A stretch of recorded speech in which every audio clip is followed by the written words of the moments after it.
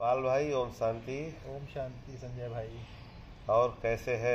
मैं एकदम बढ़िया हूँ। अच्छा, आज की जो मुरली है जी। उसमें बाबा ने बोला है कि बाबा तो स्वीट का पहाड़ है, तो उस हिसाब से हम बच्चों को अपने स्वीटनेस बढ़ाने के लिए क्या करना चाहिए, उसके बारे में दो शब्द बताइए। जी, जैसे आज की मुरली में बाबा ने कहा है कि मीठे बच्चे, जैसे बाप स्वीट का पहाड़ है, ऐसे आप बच्चों को बाप और वर्षे को याद करके मोस्ट स्वीट बनना है। तो जैसे बाबा स्वीट का पहाड़ है, तो किस चीज़ का स्वीट का पहाड़ है? जैसे पहाड़ माना खान होता है, ढेर होता है। तो बाबा जो है स्वीट माने मीठा मीठा मीठा मीठा का पहाड़ है।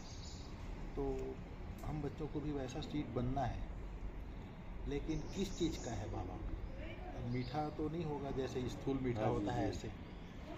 तो बाबा जो है हम बच्चों को, जैसे हम आत्माएं जब परम धाम में रहती हैं तब सतो प्रधान अवस्था में रहती है, फिर इस धरा पर आते हैं तो देवी देवता के रूप में होते हैं। उस समय देवी देवताएं स्वीट होते हैं, लेकिन फिर हम आत्माएं 84 जन्म लेते लेते हम लोगों का स्वीटनेस कम हो जाता है।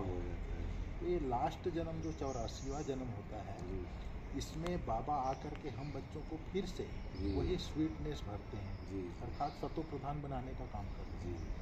तो हम बाबा के बच्चे बाप को और वर्षे को, वर्षा माना स्वर्ग, जहाँ देवी देवताएं रहते थे, जैसे देवी देवताएं स्वीट थे, उसी तरह हम बच्चों को भी बाप को याद करते हैं। तो जैसे बाप को हम याद करेंगे, तो बाप को याद करेंगे तो बाप के जो गुण हैं उसका, बाप का जो रंग है उसका रंग चढ़ते जाता है।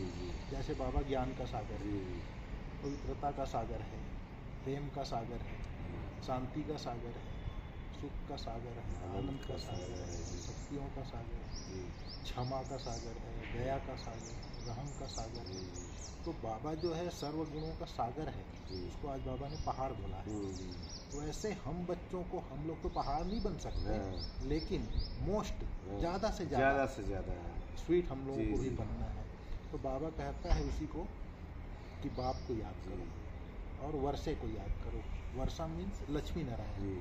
लक्ष्मी नारायण को जैसे बाबा कहते हैं, जो लक्ष्य है, जैसे बाबा कहता है ना, लक्ष्मी नारायण के आगे आप बैठ जाइए और उनको देखते रहिए। शिव बाबा मुझे ऐसा बना रहे हैं, वो हो बाबा और हमें ऐसा बना रहे हैं। तो इस तरह का जैसे बैठ करके चिंतन करते हैं, बाप और वर्षा को याद करो बोलता है बाबा। फिर बाबा ने कहा आज बच्चे जो हैं बाबा के तिजोरी में, सेफ में अपना तन मन धन सफल जो भी दान करके सफल करके सेफ कर लो। बाबा का दिल तख्त जो है, जैसे हम बच्चे अकाल तख्त नसीन बन जाते हैं, अर्थात अपने को आत्मा समझ करके उस परमात्मा पिता को याद करते हैं। बाबा ये मतलब तन मन धन को जो मन बुद्धि से समर्पण करते हैं, यूज तो हमको ही करना है, लेकिन समर्पण मन बुद्धि से करते हैं। तो ये एक तरह से उसकी दिल रूपी तिजोरी, दिल तख्त पे बैठ जाना है। दिल ही बाबा का सेफ है, तिजोरी है। तो बाबा के दिल में जो चढ़ता है, अर्थात उसमें सेफ हो जाता है। ये बाबा ने कहा। फिर बाबा ने आज कहा आप ब्राह्मण आत्माएं पुरुषोत्तम हैं, पुरुषोत्तम आत्माएं, आप साधनों के वश नहीं होना है। साधना जो है साधनों के वश होके खंडित ना हो। बाबा ने कहा आप पुरुषोत्तम आत्माओं के साधन ऑटोमेटिक आएगी। और पुरुषोत्तम आत्माएं मीन्स आज ब्राह्मणों को पुरुषोत्तम कहा। ऐसे बाबा कहता है देवताएं पुरुषोत्तम हैं, लेकिन हम ब्राह्मण ही ब्राह्मण से फरिश्ता से देवता बनते हैं, इसलिए बाबा ने आज ब्राह्मणों को पुरुषोत्तम कहा। फिर बाबा ने आज स्लोगन में कहा, बाबा ने कहा आपको भी समझदार बन करके औरों को समझदार बनना है। अनुभवी आत्माएं जो होती हैं ज्ञान स्वरूप होती हैं। मतलब ज्ञान माना समझ। जो व्यक्ति ज्ञान को समझ लिया, और ज्ञान इतनी ऊंची चीज है, ज्ञान को जो व्यक्ति समझ लिया, अपने आप को जान लिया, शिव परमात्मा पिता को जान लिया, सृष्टि चक्र को जान लिया, ज्ञान मतलब उसको समझ हो जाती है, जी। समझ हो जाने के बाद वो बंधन मुक्त हो जाता है।